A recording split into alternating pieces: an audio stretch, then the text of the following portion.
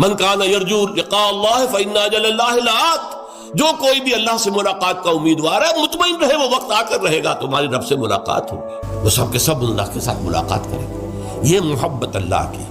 इसके लिए फरमाया एक हदीस में, वो जो 7 किस्म के इंसान हैं जिनको अल्लाह क़यामत के दिन खास अपने अर्श के साए तले जगह देगा, उनमें से एक वो भी है रजुलुन ज़कर अल्लाह खालियन फ़फ़ादत ऐनाह, तखलिये में, अलहदगी में, खामोशी से जब वो बैठा हुआ था उसने अल्लाह को याद किया और अल्लाह की मोहब्बत और अल्लाह की खशियत से उसकी आंखों से आंसू बह निकले।